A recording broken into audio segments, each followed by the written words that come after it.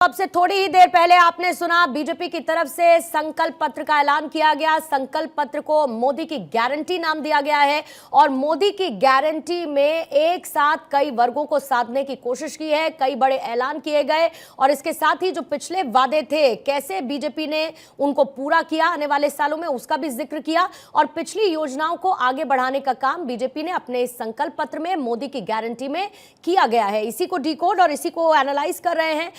कौशिक जी आपके पास आती हूँ। संजीव सर जल्दी से आपका एक एनालिसिस इसको लेकर समझना चाहूंगी क्योंकि बहुत सारी बातें की और वन नेशन वन इलेक्शन जिसका विरोध आप हर एक डिबेट में भी करते रहते हैं उसको लेकर आएंगे, उसको लागू करेंगे, ये भी प्रधानमंत्री ने कहा है। कुछ और टॉकिंग पॉइंट्स इसमें जो आप देखते हैं?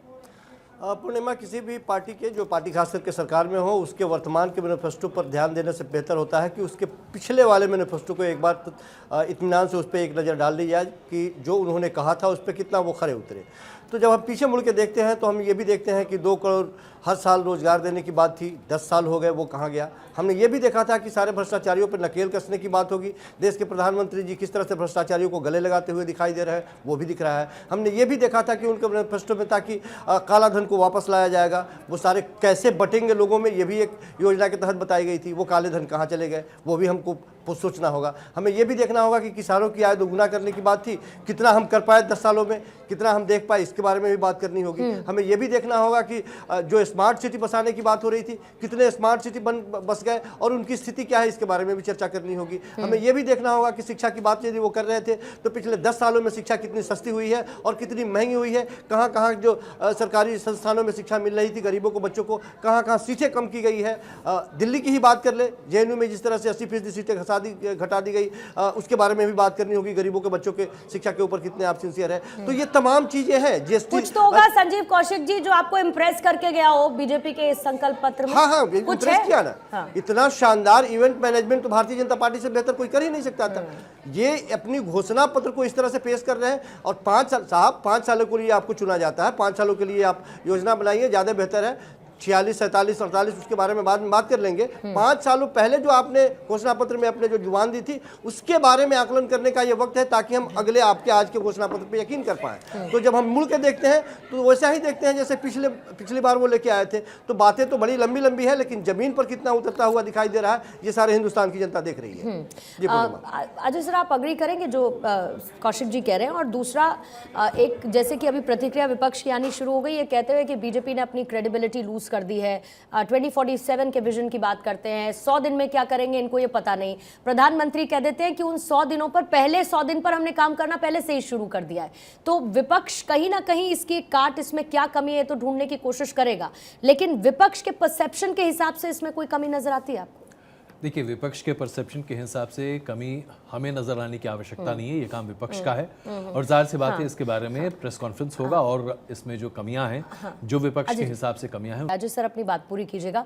और दूसरा वो जो देश को, लोगों को बांटने की बात जो विपक्ष का एक नैरेटिव है उस पर भी आप चाहूंगी कि आपकी प्रतिक्रिया शामिल है। देखिए, जैसा आपने सवाल पूछा था कि विपक्ष इसमें क्या क्या कमियां निकालेगा, तो ये विपक्ष का काम है, जाहिर सी बात है, और ऑलरेडी तैयारियां हो रही होंगी कि कहां कहां उन्हें कमी दिखाई देती है। जो सबसे बड़ी बात निकल कर आ रही है जिसके बारे में विपक्ष कह सकता है कि इसमें विजन 2047 क्यों नहीं है, तो विजन 2047 प्रस्तुत करने का ये मौका नहीं है। ये मौका है कि 2029 तक भारतीय जनता पार्टी अगर अपनी सरकार बनाती है तो उसके आधार पर वो क्या क्या वायदे करती है और उन वायदों को पूरा करने के लिए क्या क्या रास्ते इख्तियार किए जा रहे हैं। तो ऐसे में 2047 की बात इस मंच से करने की अभी आवश्यकता वैसे दिखाई नहीं देती, विपक्ष को शायद दिखाई दे, ये एक अपने आप में अलग मसला हो सकता है। जहां तक आप इस पूरे घोषणा पत्र को देखें, इस पूरे घोषणा पत्र से 3-4 प्रमुख बातें निकल कर आती हैं। एक, बहुत ही centrist approach Bharatiya Janata party इस पूरे घोषणा पत्र से ले रही है, इस संकल्प पत्र से ले रही है और कहती है कि हम पूरे भारत को एक साथ आगे लेकर चलने की बात कर रहे हैं।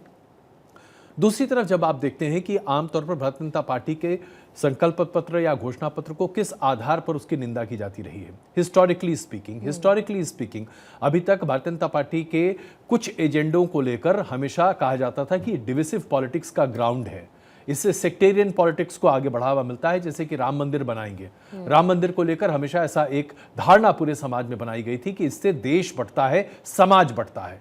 लेकिन अब राम मंदिर एक वास्तविकता है। न देश बटा, न समाज बटा और न ही देश की गरिमा को कोई ठेस पहुंचा, बल्कि इसके ठीक विपरीत आज पूरा देश एकजुट होकर राम मंदिर के निर्माण के साथ भारत गौरव को इसे जोड़ता हुआ दिखाई दे रहा है। यह प्रस्तुत करता है कि आप एक सेंट्रिस्ट आइडियोलॉजी को लेकर आगे चल रहे हैं और इसी आधार पर आप देखिए इस पूरे संकल्प पत्र में कहीं कोई ऐसी बात नहीं कही गई है जिससे हिंदू प्रमुखता को आगे बढ़ाने का कोई एक जरिया भी मिल सके, लेश मात्र भी। और यह बताता है कि आज अगर विपक्षी पार्टियां भारतीय जनता पार्टी पर हिंदुत्ववादी पार्टी होने का, सेक्टेरियन पार्टी होने का आरोप लगाती हैं तो किस आधार पर आप लगाएंगे? भारतीय जनता पार्टी ने ऐसी कौन सी बात कही है? जहां तक यूनिफॉर्म सिविल कोड को लागू करने की बात कही गई है, भारतीय जनता पार्टी ने यह आज से नहीं, पालमपुर अधिवेशन के बाद से यूनिफॉर्म सिविल कोड को अपने पार्टी के मैनिफेस्टो में रखा है। इसमें कुछ नया नहीं है। और यूनिफॉर्म सिविल कोड की मांग सिर्फ भारतीय जनता पार्टी की नहीं बल्कि आर्टिकल 44 में स्पष्ट तौर से है। सुप्रीम कोर्ट के कई आदेश हैं जिसके ऊपर इसके बारे में चर्चा की गई है, हाई कोर्ट्स के आदेश हैं। एक देश में यूनिफॉर्म सिविल कोड लाया जाना अपने आप में बहुत ही महत्वपूर्ण है और ये देश की संरचना के लिए अहम है। जिस बात पर अब चर्चा हो सकती है, वन नेशन वन पोल। अब जरा आप आधिकारिक तौर पर देखिए, कांग्रेस और कुछ एक विपक्षी पार्टियों को छोड़कर पूर्व राष्ट्रपति कोविंद के मातहत गठित कमेटी ने जिसने वन नेशन वन पोल पर अपनी रिपोर्ट सामने की, अगर उसको आप पढ़ते हैं तो स्पष्ट तौर से क्या निकल कर आता है? किसी को इस बात की इस पर आपत्ति नहीं है कि देश में वन नेशन वन पोल होना चाहिए। आपत्ति इस बात पर है कि जो परिपाटी चली आ रही है उसमें गलत क्या है। अब यहां पर सवाल यह उठता है कि परिपाटी जो चली आ रही है वो 1967 के बाद से है। उसके पहले तो इस देश में वन नेशन वन पोल ही था, उसमें क्या खामी थी? और जब आप देखते हैं कि चीजों को स्ट्रीमलाइन करके सिस्टमेटाइज किया जाता है जिसके आधार पर सरकारों को काम करने का एक बेहतर मौका मिल सकता है, तो क्या इसके बारे में चर्चा होनी नहीं चाहिए? क्या ऐसा लागू करने पर विरोध होना चाहिए सिर्फ इसलिए क्योंकि हमें विरोध करना है? मुझे तो कई बार आश्चर्य होता है विपक्ष की इस नीति पर कि आप अपनी कोई आइडियोलॉजी लेकर सामने क्यों नहीं आते। खास करके इस संदर्भ में मैं कहना चाहता हूं कि भारतीय जनता पार्टी के नेता जो आज हमारे बीच नहीं है, अरुण जेटली जी, उन्होंने 2012 और 13 में संसद में विपक्ष के गतिरोध को यह कहते हुए जस्टिफाई किया था कि dissent is also a form of democracy. और इसे लेकर उस वक्त की यूपीए सरकार ने काफी तंज कसे थे।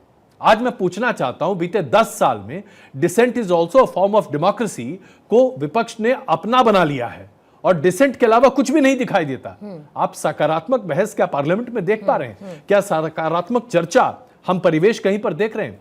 क्या हमने जब आज बात करती है मोदी सरकार और ये कहती है अपने संकल्प पत्र में कि हम न्यू एजुकेशन पॉलिसी ला रहे हैं जिसके जरिए हम देश के छात्रों को एक नया मौका देना चाहते हैं और रोजगार के अवसर इससे ज्यादा संरचित होंगे, क्या इस पर विपक्ष की कोई राय है कि आपने जो न्यू एजुकेशन पॉलिसी सामने रखी है उसमें दरअसल ये कमी है, इसको सुधारिए, या ये पॉलिसी ठीक नहीं है, ये नई पॉलिसी होनी चाहिए? सिर्फ क्रिटिसाइज करना अपने आप में काफी नहीं है। ये और बार बार ये कहा भी जाता रहा है कि सब कुछ आजकल मोदी विरोध में होने लगा है। कोई भी पॉलिसी लेकर आती है सरकार तो क्योंकि मोदी का विरोध करना है तो उसको उसके अगेंस्ट जाना है। आपने वन नेशन वन इलेक्शन की बात की, कहता है विपक्ष कि हम इसको लागू नहीं होने देंगे। पीएमएलए की बात, इधर बीजेपी कह रही है कि हम उस कानून को देखेंगे ठीक तरीके से वो लागू हो, तो विपक्ष कह दे रहा है कि हम पीएमएलए कानून को हल्का कर देंगे या उसको पूरी तरीके से खत्म कर देंगे। तो विरोध की राजनीति तो हर तरफ है ही, लेकिन ग्राउंड पर पब्लिक ओपिनियन इसको लेकर क्या कह रहा है? बीजेपी की तरफ से जारी की गई मोदी की गारंटी को लेकर अभिषेक मुंबई से इस वक्त मेरे साथ जुड़े हुए हैं, अखिलेश इस वक्त भोपाल से जुड़े हुए हैं। अभिषेक, सबसे पहले आपके पास आते हुए पब्लिक ओपिनियन जानना चाहूंगी, मोदी की गारंटी पर कितना भरोसा जनता को इसके ऐलान के बाद? बिल्कुल सही कहा आपने पूर्णिमा की, जाहिर सी बात है कि मुंबई की जनता क्या कहती है, सीधे हम पहले इनसे जान लेते हैं पब्लिक क्या कहती है। मोदी गारंटी पे पब्लिक क्या कहती है, क्योंकि मोदी ने गारंटी दे दिया है। संकल्प पत्र में इस बार पहली बार नारा दिया गया मोदी गारंटी। क्या कहेंगे आप मोदी गारंटी को लेकर? इस संकल्प पत्र में आपको क्या अच्छा लगा और किस तरीके से और होना चाहिए था इसमें? देखिए, मोदी जी की गारंटी संकल्प पत्र को हम पूरे लोग सपोर्ट कर रहे हैं। साथ में हम लोग भी एक प्रतिबद्ध हैं कि मोदी जी को 400 पार सीटें के लिए,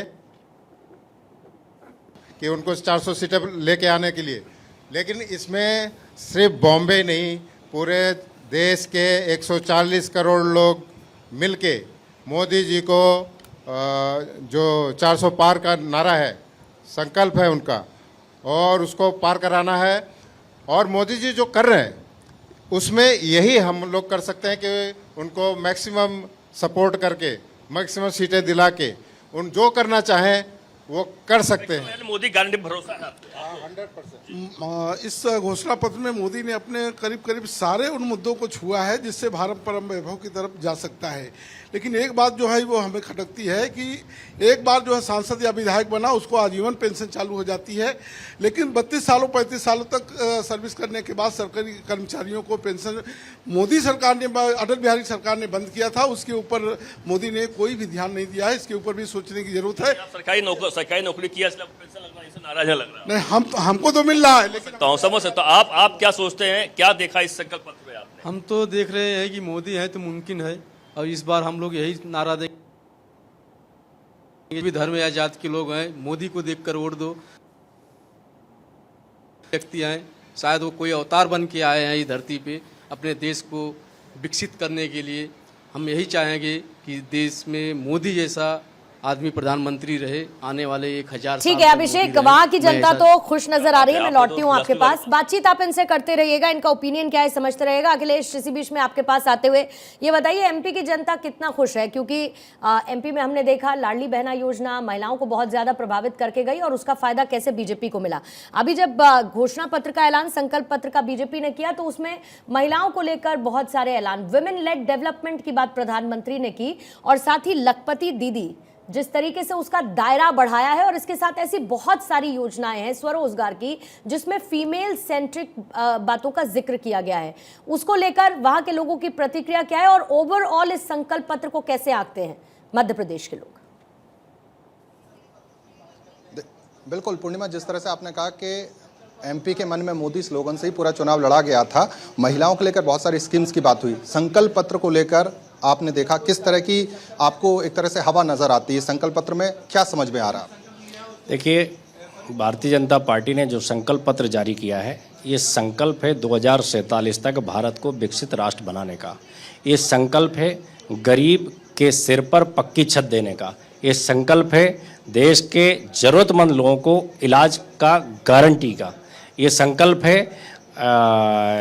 देश के अंदर इंफ्रास्ट्रक्चर के नए डेवलपमेंट का। ये संकल्प है भारत को विकसित राष्ट्र बनाने का। ये संकल्प है अपनी पुरातन जो हमारी मान्यताएं हैं उनको पुनर्स्थापित करने का। ये संकल्प है भारत में एक विश्वास जागृत करने। लखपति दीदी के कॉन्सेप्ट की भी बात हो रही है, वन नेशन वन इलेक्शन की भी बात हो रही है, उसको कैसे देखें? देखिए, वन नेशन वन इलेक्शन बहुत महत्वपूर्ण विषय है, चूँकि अधिकतम समय चुनाव में जाता है, आचार संहिता में जाता है, उसके कारण कई बार काम बाधित होते हैं, जनता को उसमें दिक्कत भी जाती है। और वन नेशन वन इलेक्शन के माध्यम से देश के अंदर विकास की रफ्तार में तेजी आएगी, मैं ये मानता हूँ। आपने देखा कांग्रेस का जो घोषणा पत्र था उसमें शरीयत प्रोटेक्शन की बात हो रही है और बीजेपी यूसीसी की बात कर रही है, कैसे देख रहे हैं? देखिए, भारतीय जनता पार्टी तो समान नागरिक, समान अधिकार, इस विचारधारा के आधार पर काम करती है। कांग्रेस तुष्टीकरण के आधार पर ही लंबे समय से राजनीति करती आई है, और आप देखिए कि कांग्रेस की सरकारें जहाँ जहाँ भी रही हैं वहाँ पर लड़ाई झगड़े होना, दंगे फसाद होना, ताकि लोगों के बीच में इस प्रकार के झगड़े बने रहे, ये उनकी रणनीति का हिस्सा रहा है। पर आज देखिए देश में भारतीय जनता पार्टी की सरकारें जिन राज्यों में हैं, केंद्र में हमारी सरकार है, कहीं कोई झगड़े नहीं। तो बीजेपी झगड़े मिटाती है, कांग्रेस झगड़े कराती है। और महिलाओं का आप जिक्र कर रही थी पूर्णिमा, लाडली बहना योजना हमने देखी मध्य प्रदेश में, अब प्रधानमंत्री कह रहे हैं लखपति दीदी बनाएंगे 3 करोड़ से ज्यादा, क्या कहेंगे? लखपति दीदी योजना के माध्यम से महिलाओं को सशक्तिकरण की दिशा में एक नया आयाम मिलेगा, क्योंकि हर ग्रामीण क्षेत्र की जो महिलाएं हैं वो भी लखपति बनेंगी, और लखपति होने के साथ साथ अपने साथ की महिलाओं को भी रोजगार देंगी। जिससे कि हमारे जो माननीय मोदी जी हैं उनका जो संकल्प है कि हमें 2047 तक विकसित राष्ट्र में शामिल होना है, तो वो उसको संकल्प को पूरा करेंगे। मोदी जी पे भरोसा है? बहुत ज़्यादा भरोसा है। भारतीय जनता पार्टी जिंदाबाद। ठीक है, और उसी भरोसे के आधार पर अखिलेश, जाहिर है कि बीजेपी को खुद पे भरोसा है, और बीजेपी इसीलिए 400 पार की बात करती हुई नजर आ रही है। लेकिन युवा, नारी, गरीब, किसान, जो ज्ञान है उस पर फोकस आज की गई घोषणाओं में, संकल्प पत्र में किया गया है। मेरे साथ थानेश्वर भी इस वक्त चंडीगढ़ से जुड़ चुके हैं, कन्हैया इस वक्त रायपुर से मौजूद हैं। आप दोनों के पास भी आऊंगी, लेकिन इससे पहले जो बीजेपी की तरफ से मोदी की गारंटी लॉन्च की गई, जो मैनिफेस्टो है, बीजेपी महासचिव अरुण सिंह ने खास बातचीत की है मेरे सहयोगी अक्षय राय के साथ, पहले वो सुनवा देते हैं। बीजेपी महासचिव अरुण सिंह हमारे साथ मौजूद है। अरुण सर, मोदी की गारंटी संकल्प पत्र आप लोग ने घोषित कर दिया, क्या उम्मीद कर रहे हैं? 400 देखिए, मोदी की गारंटी सबसे बड़ी गारंटी है और अब पूरा संकल्प पत्र देखेंगे तो उसमें हर वर्ग के लिए अनेकों योजनाओं को उसमें उल्लेख किया गया है। और चूंकि मोदी जी के नेतृत्व में काम हुआ है, गरीबों के लिए, किसानों के लिए, आदिवासियों के लिए अनेकों काम हुआ है, इसलिए लोगों का उन पर भरोसा है, सरकार पे भरोसा है। अवश्य रूप से ये सब पूरा होगा। अब 3-4 चीज़ें मैं बताऊंगा आपको। देखिए, जैसे प्रधानमंत्री जो सूर्य घर योजना है, करोड़ों लोगों को जो सोलर लाइट के माध्यम से वह यह लाभ मिलेगा कि उनकी बिजली बिल जीरो भी होगा, उनकी आमदनी भी होगी। करोड़, लाख नहीं, करोड़ों की बात कर रहा हूँ। प्रधानमंत्री आवास योजना 4 करोड़ को मिला है, 3 करोड़ को और भी बनेगा। 10 करोड़ महिलाएं जो सेल्फ हेल्प ग्रुप से जुड़ी है, उनको भी अनेकों काम करने के अवसर प्रदान होंगे और नए भारत के संकल्प का सपना जो है वह भी साकार होगा। तो ये थे अरुण सिंह। साफ तौर पर है कि कहते हैं कि विकसित भारत का जो सपना है वो इस संकल्प पत्र से कहीं न कहीं साकार होता हुआ दिखेगा। कैमरामैन कपिल के साथ में अक्षर राय, भारत 24, दिल्ली। विकसित भारत का संकल्प पूरा होगा, विकसित भारत का संकल्प पूरा होगा। जनता के मन में इसको लेकर क्या है? रायपुर चलते हैं, कन्हैया इस वक्त मेरे साथ मौजूद है। कन्हैया, आपके पास आते हुए पब्लिक ओपिनियन जानने की दरकार है मुझे। लोग क्या सोच रहे हैं इसको लेकर? क्योंकि पार्टी तो कहेगी कि 10 आउट ऑफ 10 है संकल्प पत्र, मोदी की गारंटी है, सब पर काम होगा, सब वादे पूरे होंगे, लेकिन जनता कितनी कन्विंस हो रही है वादों से? देखिए, आपको बता दें कि आज भारतीय जनता पार्टी का संकल्प पत्र आया है। प्रधानमंत्री नरेंद्र मोदी ने पढ़ा है और सबसे ज्यादा अगर उत्साह देखा जा रहा है अगर छत्तीसगढ़ में तो युवाओं के बीच में देखा जा रहा है। संकल्प पत्र आया है भारतीय जनता पार्टी का, आपको क्या लगता है कैसा संकल्प पत्र है? किस तरीके के वादे पूरे होंगे? कैसा आने वाला दिन कैसा होगा? संकल्प पत्र तो बहुत ही प्रभावशाली है। मोदी जी की गारंटी जो श्लोक है उनका पिछले 3 बार से, गरीब, अन्नदाता, युवा और विशेषतर जो नारी शक्ति पर विशेष ध्यान दिया है। ये एक प्रधानमंत्री होते हुए इतना सोचना एक आम नागरिक के लिए, ये प्रधानमंत्री की एक प्रभावशाली को दर्शाता है। तो ये एक जमीनी स्तरी से काम करते हुए जो व्यक्ति है वो ही समझ सकता है। तो क्या आप संतुष्ट हैं? आपको लगता है संकल्प पत्र में ऐसी चीजें हैं, ऐसी बातें हैं जिसको आने वाले दिनों में पूरा किया जाएगा, या जो अभी तक जिस तरीके का मोदी सरकार में जिस तरीके से काम हुए हैं, क्या उससे संतुष्ट हैं? हाँ, मैं तो संतुष्ट हूँ। और जैसे अभी इससे पहले जो महिलाओं को जो वादा किए थे वो भी पूरा हुआ है। और अभी जैसे मैंने देखा मुद्रा लोन के लिए, मैं खुद लिया हुआ मुद्रा लोन और वो भी ओके हुआ है। तो मुझे लगता है कि शायद जितने भी मतलब वादे कर रहे हैं वो पूरा होगा। ठीक है, पहले वाले वादे भी पूरे हो किए और रही अभी भी है। वादा पूरा घोषणा पत्रों के साथ जो वादे किए गए वादे पूरे होंगे, ऐसा लोगों को लगता है। थानेश्वर, चंडीगढ़ में लोगों को क्या लगता है? देखिए, चंडीगढ़ में लोगों को ये लगता है कि ये मोदी की गारंटी, इस बात की गारंटी है संकल्प पत्र में कि काम पूरा होने की गारंटी है। मैं इस समय बीजेपी कार्यालय में हूं। चंडीगढ़ बीजेपी के प्रदेश सचिव शशि शंकर तिवारी हमारे साथ है। शशि शंकर जी, जिस तरीके से आज बीजेपी का संकल्प पत्र आया, इसको लेकर लोगों में जो उत्साह, जिस तरीके से लोग कह रहे हैं कि ये मोदी की गारंटी, इस बात की गारंटी है कि काम पूरा होने की गारंटी है, आपको क्या लगता है कैसा संकल्प पत्र है? सबसे बड़ी बात कि 10 साल के कामों का मोदी जी की और भारतीय जनता पार्टी का पूरा देश ने देख लिया है। तो इसमें कथनी और करनी में पूरा देश से जान रहा है कि नरेंद्र मोदी जी जो कहते हैं वो प्रॉपर करते हैं। इसमें किसी प्रकार की कोई भी समझौता नहीं है। तो इस कारण से जो संकल्प पत्र भारतीय जनता पार्टी और मोदी जी द्वारा आज लॉन्च किया गया है, उसके ऊपर पूरी देश के अंदर में खुश है और लोग भाजपा के लिए प्रॉपर एक उत्साहित हैं कि जो मोदी जी की गारंटी है उसमें किसी भी प्रकार की 1% भी निसंदेह नहीं है कि सिर्फ चुनावी मुद्दा है, क्योंकि जो 10 सालों के कार्यकाल पूरा देश ने देखा है। महिलाओं के लिए जिस तरीके से संकल्प पत्र में बहुत सी घोषणाएं की गई हैं, पहले किसी भी सरकार ने महिलाओं को इतना आगे बढ़ाने का प्रयास नहीं किया, इस बारे में क्या कह रहे हैं आप? देखिए, आज महिलाओं के लिए चाहे किसी भी एंगल से ले लीजिए, आज हम लोग गाँव के रहने वाले हैं। आज गाँव के अंतर्गत में जो महिलाएं ठीक है थानेश्वर, मैं लौटती हूँ आपके पास। देखिए, 400 पार की बात करते करते बीजेपी ने मोदी की गारंटी जनता के सामने रख दी है।